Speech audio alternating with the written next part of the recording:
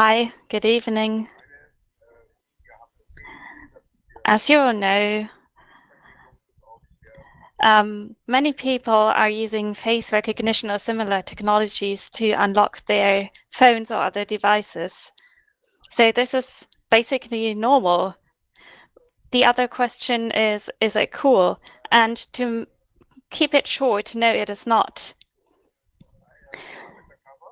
Today, we're going to talk about why it is not cool. And the Austrian Chamber of Labor had a statement. They commissioned research at a technological institute. They conducted a study on how biometric data, which is an extensive term, because your mobile phone has a motion sensor that is aware of what you are doing with the phone. So you can do things like unlock your car with your phone. And it is not often asked whether this is a smart decision to do things like that. So tonight, we will have a world premiere of the study conducted or commissioned by the Chamber of Labor about how biometric data can and should be used in everyday technology. So now I pass the mic to Daniela. Hi, thank you. I'll start. So welcome from my side as well to this talk about your body as a key. I would like to start with a short overview. What do we mean when we're talking about biometric data? For a short overview, if we're talking about biometric characteristics, we're talking about physiological characteristics such as your fingerprint, the shape of your face, but also things like your signature, which would be a behavior that is significant to you. So it is essential that biometric data can only be found with one person. It is always unique to one person. So what we need to do in order to use those significant features is recording them. You can do that, for example, with a camera, but also with sensors that capture your fingerprint. But we are adding more and more technologies. For example, smartphones use technologies. Oh, and we have technologies like vein scanners. So as soon as those characteristics have been detected or captured, they need to be analyzed. In the first step, a characteristic is matched to a person. You may know it from your smartphone or other devices such as fingerprint readers. So you need to press your finger on the reader several times, and the system will extract characteristics and save them.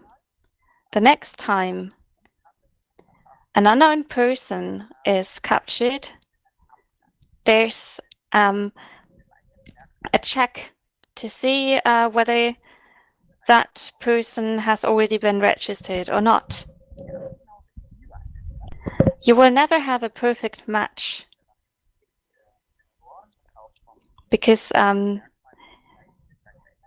biological characteristics can change, and there may also be changes in how the characteristic is measured by the sensor because they're not perfect either.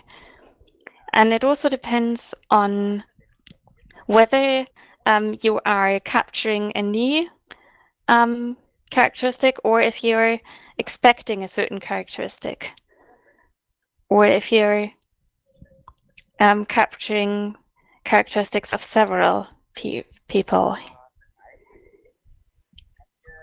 Of course, we have technical prerequisites, which I've divided here into capture. So giving a system access to data involves asking whether it's a real person or an artificial rendition. For example, we've seen many examples that where people were able to get access to scanners or to certain features by faking biometric data. It is also important whether the person knows that they are being biometrically scanned right now, because this isn't necessarily the case. If the person knows, the question is still whether they're doing this voluntarily. For example, they may be forced to do so by security forces.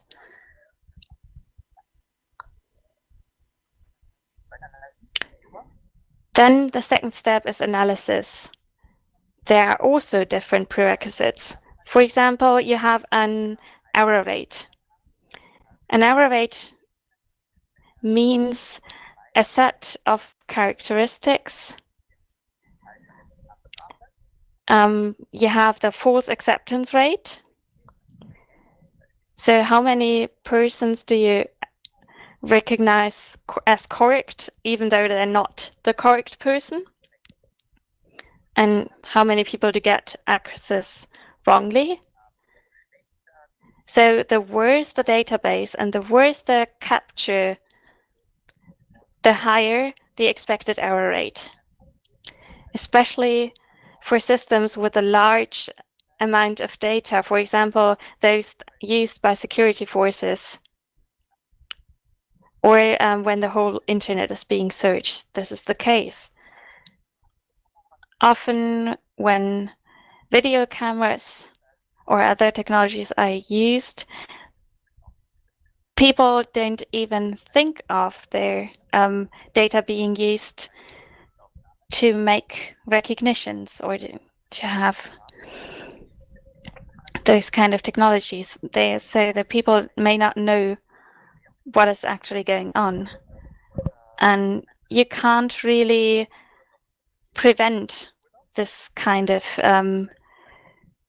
events because you're often captured by cameras without even knowing, for example, on vacation in other countries. What is also important, where are the data saved? Where are they stored? They should be stored permanently and in locations where they're not changed very often.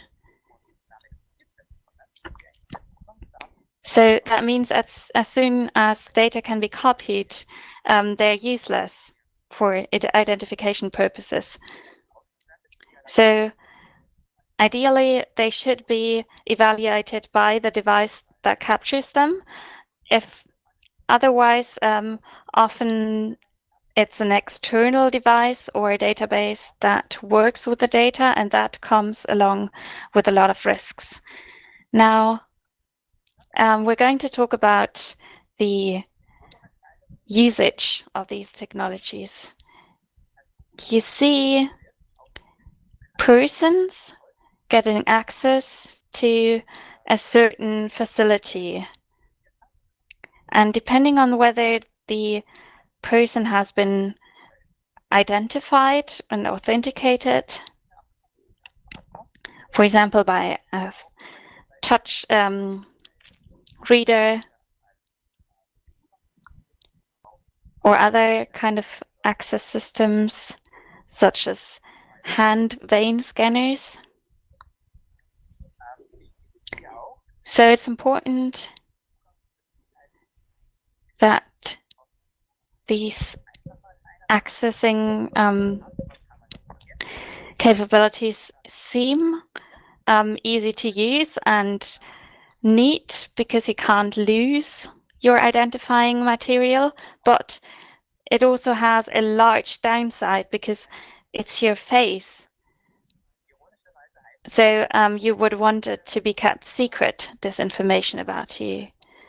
So the advantage of easy use comes with a big disadvantage to you. You can never know if a person is aware of that they're leaving behind their identification material. So it is a very insecure technology in the sense of that it's very difficult to estimate whether a characteristic is safe meaning that it cannot get into false hands. So technically, we have very advanced methods of identification, but in fact, they do not provide security. We have a picture of a face recognition system in public space, and we also have a picture of a voice assistant. They were actually created for different purposes, but today they're used for biometric recognition. For example, cameras have the usual purpose of observing areas, but they can also be used for face recognition. And we have a large amount of people who fall under the radar of these kinds of technologies. So we have a very high false positive rate. So persons are often identified even though they're not the person that is being looked for. In the past, we've already had happenings or incidents where we had error rates such as 98%. So from today's point of view, this technology is not apt in order to identify or scan large amounts of people.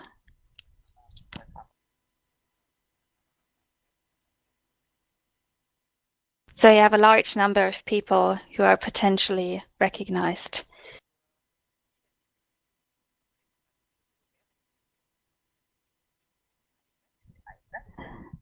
Biometric characteristics can be used to identify people, but they're not a secure means of doing so. Because we also have the problem that when identifying large crowds of people, there may be a large number of false positives. So we haven't reached a point yet where we can confidently say that we would not have large-scale societal consequences.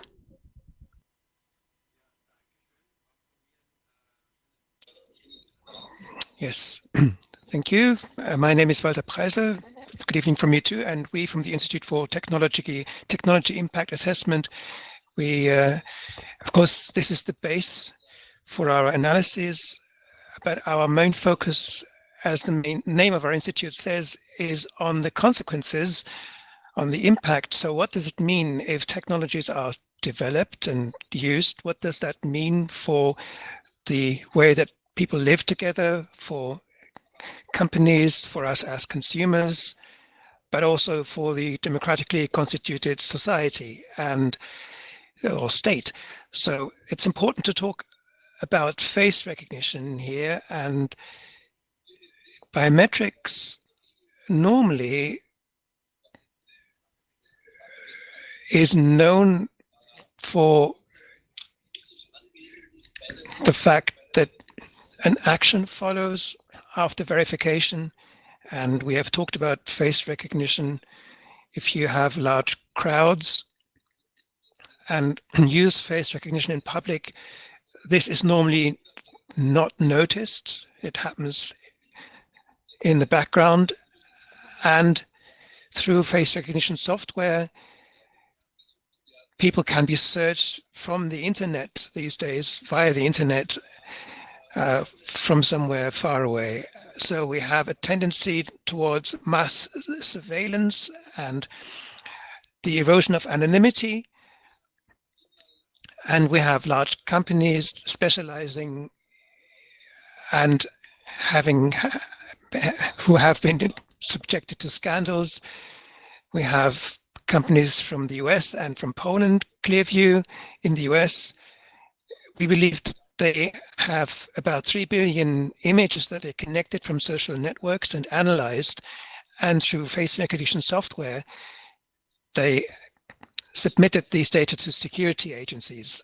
And in the current makeup, this is supposed to be privacy friendly because it's possible to upload your own photo and find where that photo has been posted. This is a different company now. And in order to be able to do that, they need so-called training data, and they used 9 million images from social networks for that without the people that were pictured on these 9 million images knowing. So privacy was violated at that early stage. So the first impression of that website is not really reliable. One should be careful. And what is also important with face recognition and the controversy around it, there's a high potential for discrimination and bias. There are studies from the US. There was one study in 2019 where people from an Asian or African-American background or with such a look were misidentified 100 times more than white people. And that means that we have a huge amount of training data, and we have an artificial intelligence that tries to deduce something from that. But the training data has focused on certain kinds of faces. That means that other faces are not recognized as reliably. And that led to a situation where there are companies that have exited from face recognition, such as IBM, because the ethical issues and the impact on fundamental rights was so hard. The Black Lives Matter movement in the US have managed to get cities like San Francisco, Berkeley, Oakland, Boston, and Portland to prohibit face recognition in public. And this prohibition was then restricted in San Francisco so that employees of the city were still able to unlock their iPhones. So we have a situation where, on the one hand, it's a political issue. We have police in Austria using this technology. There's a pilot project. It's been active since August. And the claim has always been that is not going to be used in online searches and only for severe crime, serious crime. But we have heard now that these technologies were used for public demonstrations, rallies, and so on. So there is also, there are various views about the legal background. The police claims that the local police law was the legal foundation. Others think that there is no legal basis in Austria to use these technologies. So face recognition surely is the most widespread use or application, the one that's best known. But as we've already heard, there are many other biometric technologies, and we were looking at the social impact of all these. And if you switch to the next slide, what happens to our society if a lot of biometrics is used? There is a certain balancing between threats and use. If you are in such a system, it's very hard to deny that this is your face. And there are only marginal gains in security, some studies have found. A very different aspect is the aspects of getting familiar or getting used to these technologies. We all are getting used to unlocking our phones using Face ID. We're getting used to using our fingers on other smartphones. So in the everyday sphere, we have such a lot of this technology these days that we stop noticing it and we stop reflecting on it critically. And all that leads to an erosion of privacy and of security. And we have this huge problem, of this growing problem, that the effects of people getting used to these technologies is sold as a plus. But at the same time, important things such as the limitation of purpose in privacy statements is put into question. Different activities with personal data should not be linked to each other is one issue, for example. But if you have a fingerprint or a face scanner for various systems, and then that, of course, might unhinge the basic foundations of privacy. And the problem with the use of biometric data is that we have a high attractivity for misuse. If I have to remember 10 passwords and you have millions of people, if you have 10 systems with just the one face and the one fingerprint, then it's very easy to use this in other systems as well. So if the cost of intrusion into the systems is low enough, that is a problem. The problem of deniability is something I talked about. I cannot say that wasn't me. But if the system has misidentified me, then the effort is much higher to put this right. Next slide, please. So we see, coming from face recognition, that mass surveillance exists and is made easier. We've talked about the high error rates already. There was a Champion League match in Wales where about 97% were misidentified.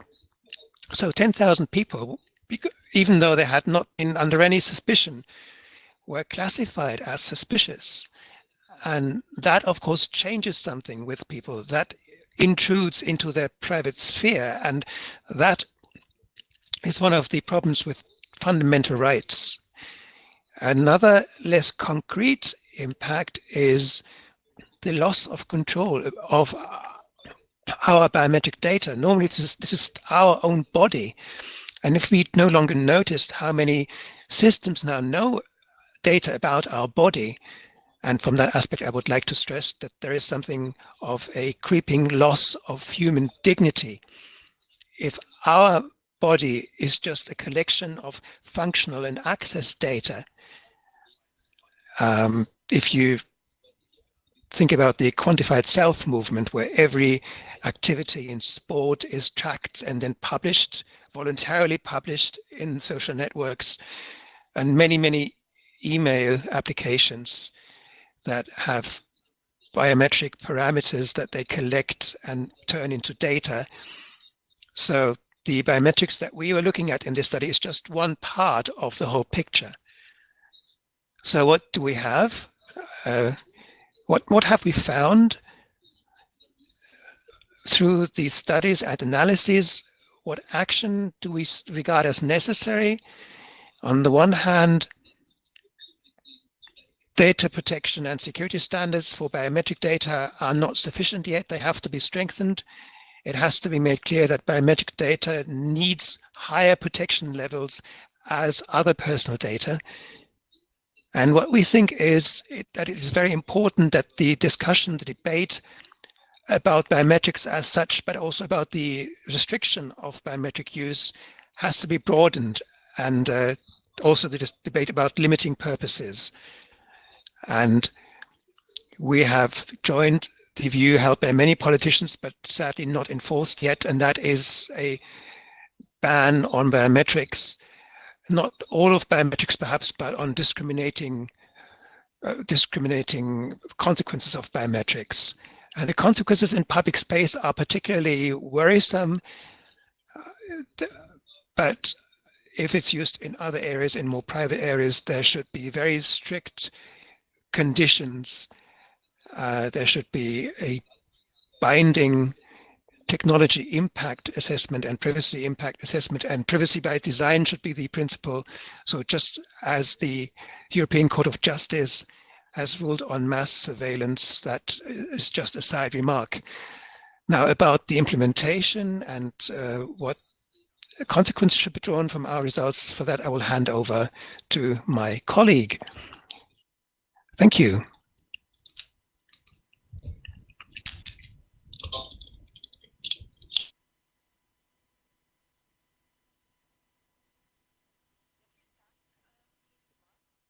Thank you. And thank you for inviting me to speak. I'm a data protectionist from the Chamber of Labor in Vienna, and we're always looking to combine technology and consumer protection. This is why we've had many collaborations, and this spring we thought that biometrics is a very important topic to breach because of the reasons that were already presented, but also because I, as a consumer protector, want to have a closer look at that, and that is important to me. Maybe can you add the slides? So we're seeing a very low awareness of how these technologies are impacting or getting into our personal lives, because it's always sold as convenient, and consumers are normally not aware of all of the consequences these technologies have. In spring, we had no idea how accurate and how important this topic would be, especially in the wake of the pandemic, because as we noticed, when going on this stream, of course, our faces will be published and made public as part of this presentation, and we trust that our biometric information is not going to be used for purposes which we don't agree with. So we have smartphones, we have Apple programs that especially young people are using. And young people often have a very different approach than older generations when it comes to making their face, making their body public. So it is also our responsibility to make them aware of what these actions entail.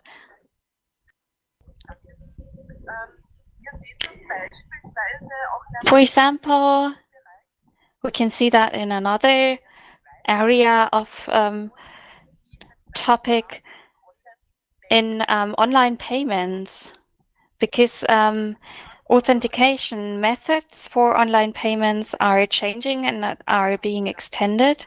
So you can use classic methods like a PIN or TAN, but we are getting additional technologies or options such as smartphone identification, but also voice recognition already. A Swiss provider is already using this. It was formulated as follows. We need to change our old ways of identifying, because face identification or biometric identification is so much more secure, and this completely disregards the aspects of the risks that we have with these kinds of technologies. And it is very important to make a counter statement, because we are losing control of our data in the long term, especially our biometric data have long-term effects. We are losing control of features of our own bodies because we only have so many physical characteristics. So if we have corrupted them, if we've used them up, we're out of them. We're out of options to identify. And this will cause problems sooner or later. This Swiss provider, by the way, was asked if there were consumer risks or questions from consumers or skepticism. And they just brushed this aside by saying, well, people will get used to it. And acceptance will grow self-evidently. And I see a strategy in that. Technologies like that are advertised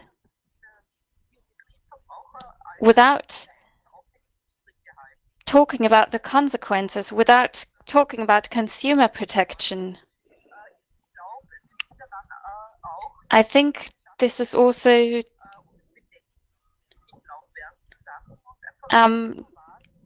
it's a strategy to just not accept or not hear the voices from consumer protectors or other voices that are criticizing those technologies. So Swiss banks are all already using voice recognition. You can create a voice profile, which is still optional. But we'll see how this continues, because however hard we try to protect data and protect consumers, often consumers don't have a choice.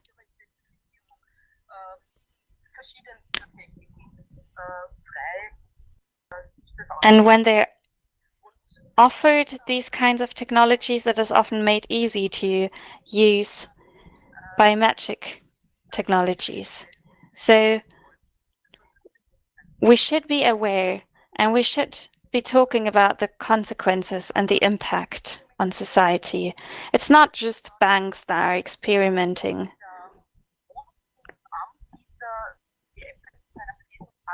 Other than large providers such as Apple, we also have smaller insular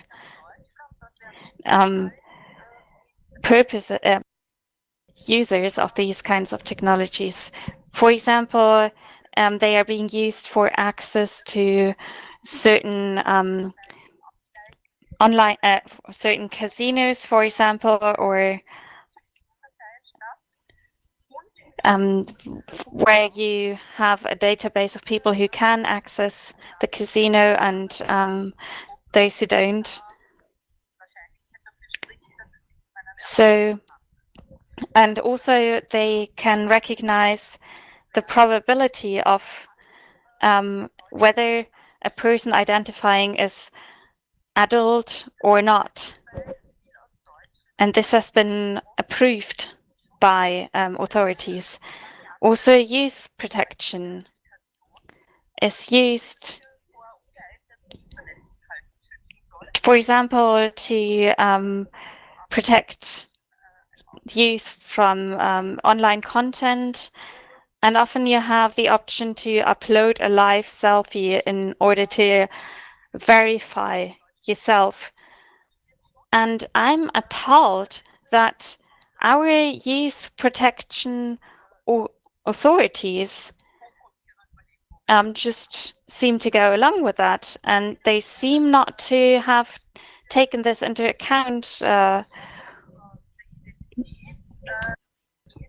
So we also have protection of identity, but also providers will want to make sure that, for example, their technology isn't being shared between families.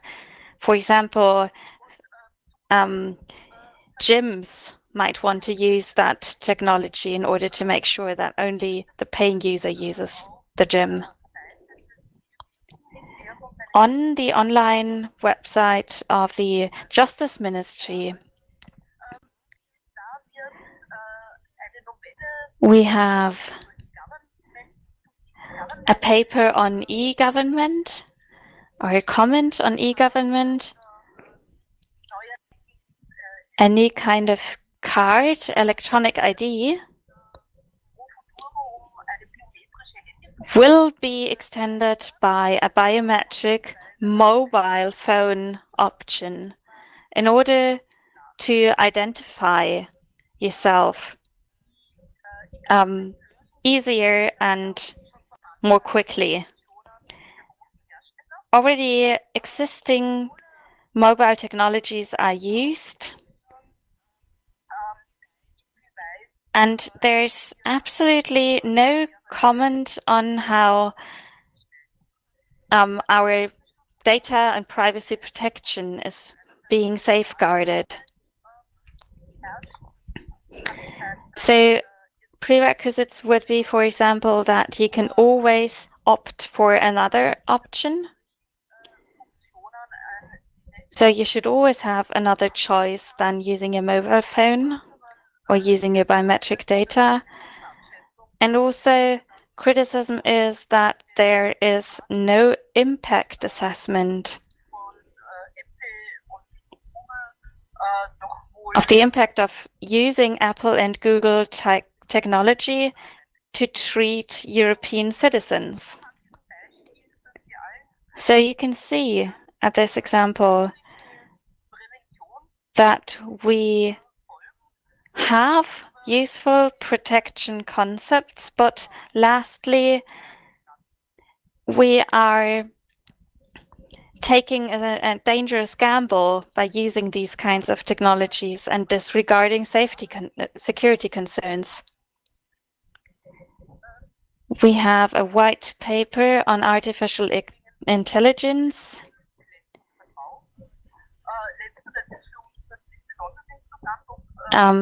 Confidence by consumers is very important to us.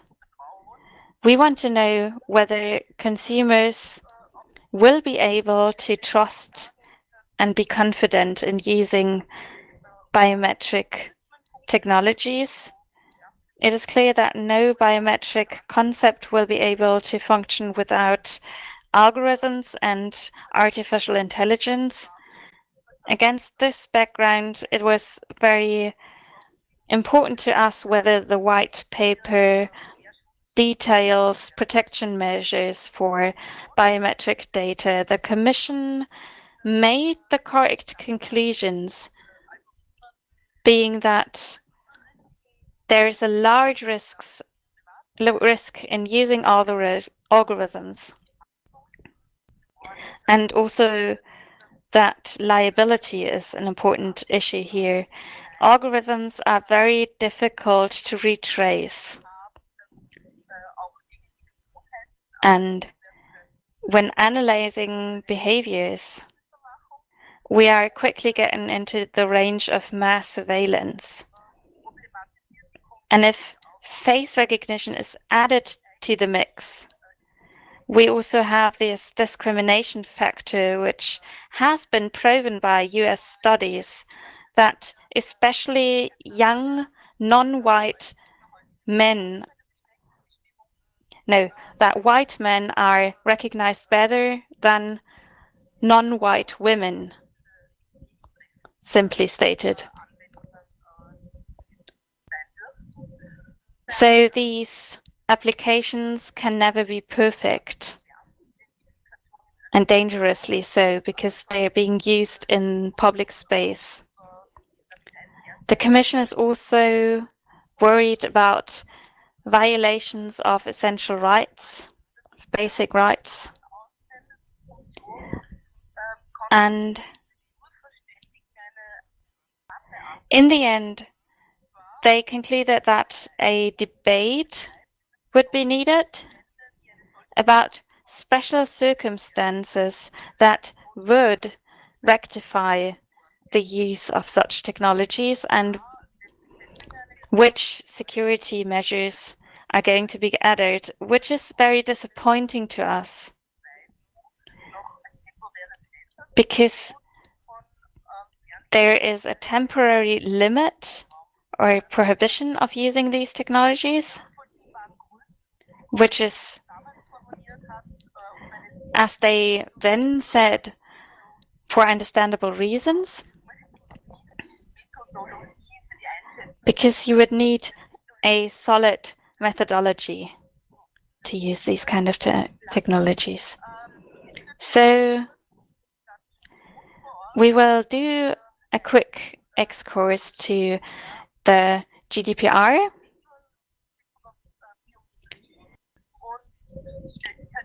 In terms of biometrics, the question is how accurate the technologies are. We have a strict restriction to certain purposes, which is regulated by the GDPR.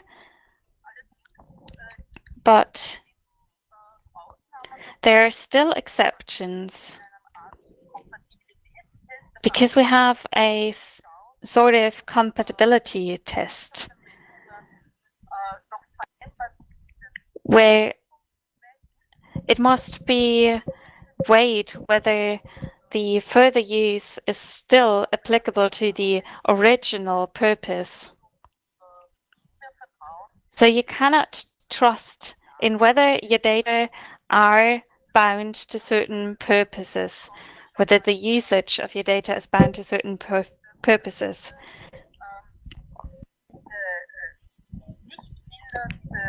Facebook profiles with photos have already been used for biometric purposes, commercial biometric purposes. So the question is raised whether there are any limits to the use of this kind of technology.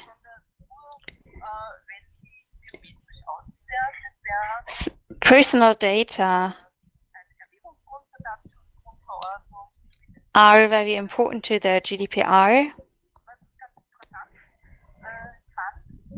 And what I thought was interesting and which didn't get much discussion is that there is an opening clause for new member states where member states can add their own exceptions to the GDPR as long as there's no violation of cross-border data traffic. So within countries, you are allowed to discriminate, but as soon as the data crosses countries, the GDPR applies.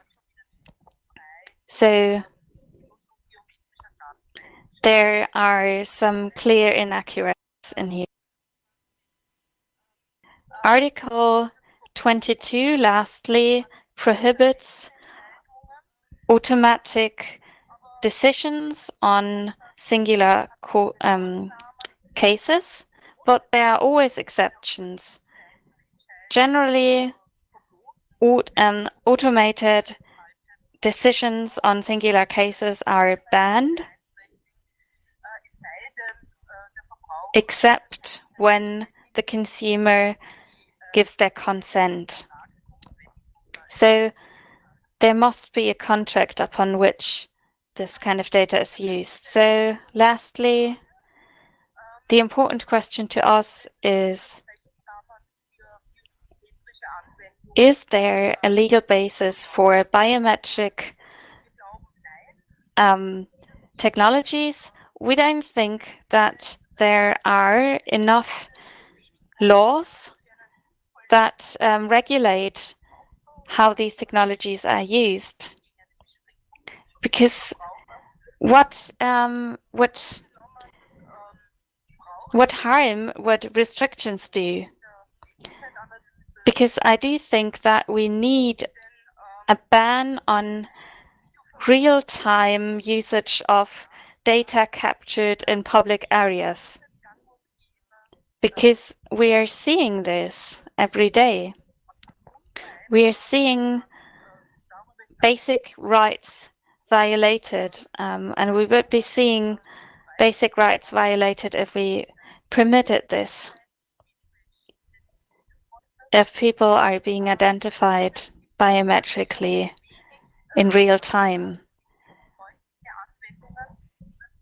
Nowadays, misuse of biometric data is not aptly prohibited. Clearview, for example, as we've talked about before,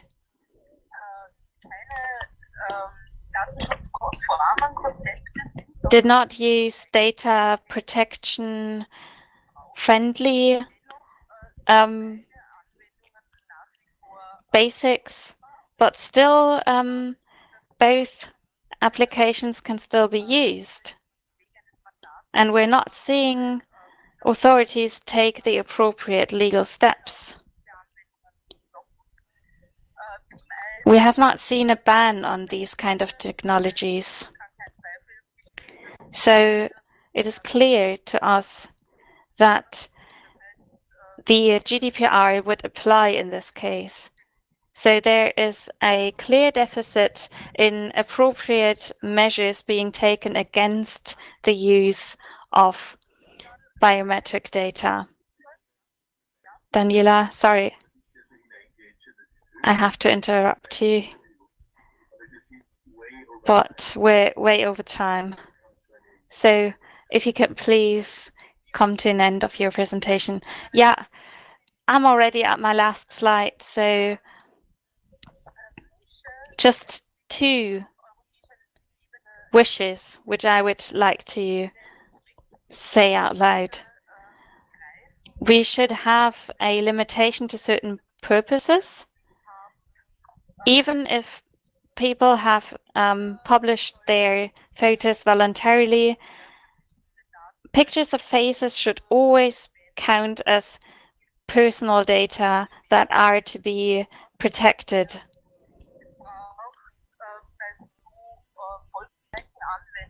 In applications like that have so many impacts, we need a control of these impacts.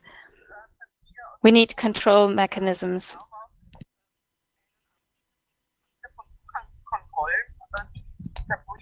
Suprema is a provider of access control that are using 28 million sets of fingerprints, and they were not encrypted. So breaches of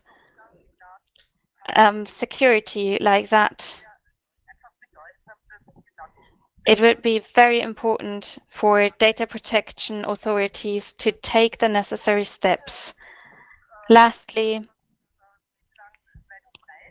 so far, we haven't seen a legal representation of the freedom of choice that we need when identifying online. If biometric data are going to be as widespread as we're seeing right now, we need warning labels on products such as online banking or smartphones, where it says that your biometric data may be taken and this may cause irredeemable damage. Thank you for your presentation. It's all a little bit, it looks like it was a dystopia, but it's reality already. So I always feel kind of sick when talking about these kinds of topics.